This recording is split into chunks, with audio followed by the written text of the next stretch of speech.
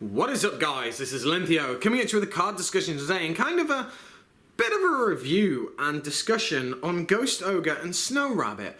Now, this card has, you can say that it's the most chased card out of the most recent set, Crossed Souls, and everyone kind of wants it to get their hand on it because it's one of the new negation cards and hand traps that has come out in the game. The hype surrounding this card is quite high. The card is around £50 and say like $50 to $60.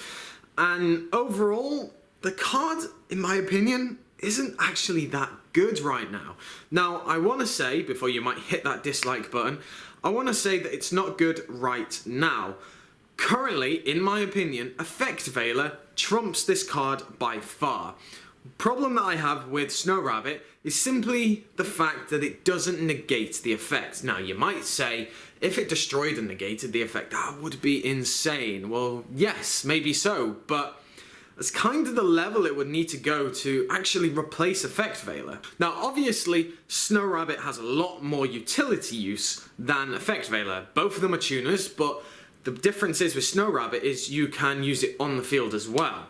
It can be used for as emergency teleport target, and it's a level 3 tuner, which makes it, pretty decent on that front. The restriction of only being able to use it once per turn is kind of a little bit of a drag, and if it didn't have that kind of restriction, I think it would be a bit better going up on the ranks towards Effect Veiler and such, but overall, for this format as we are right now, I think Effect Veiler is much better. Being able to negate an effect is a very important thing.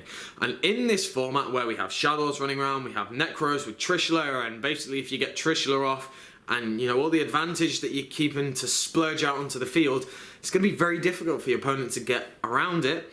If you Ghost Ogre a Trishula, they're still going to get the effect, because even if you have no cards in hand, even if it's only the Ogre in your hand, the fact that when Trishula was summoned there is still a valid target at point of activation means that it's still going to go ahead.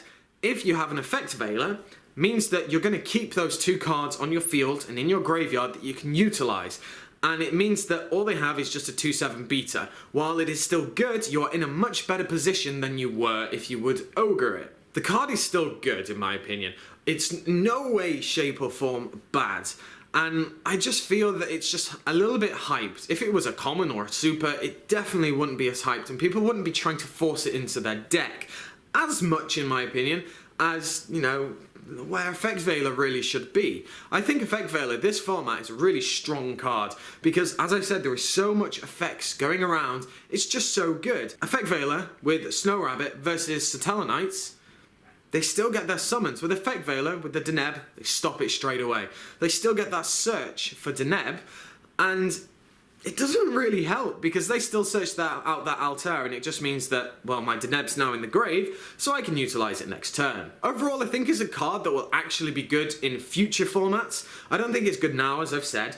I just think it's a really solid card that will be good in future formats when, I don't know, effects aren't as strong. One thing that I haven't really spoken about, but it goes without saying, is obviously the fact that you can hit the back row as well.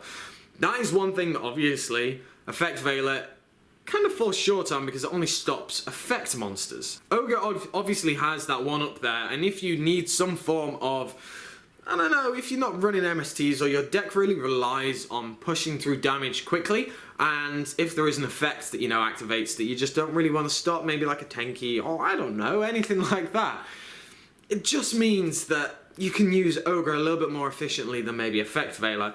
But I still stand strong in the fact that here and now, Effect Veiler is a much better card in this format. So I want to know what you guys think of Ogre in this format. Do you think it's any good? Have you picked them up and are kind of struggling to fit them in the deck? Or are they absolutely perfect and have filled the void that you've been so longing for? So as I said, let me know down in the comment section below. Like, comment, subscribe, and I should catch you guys later.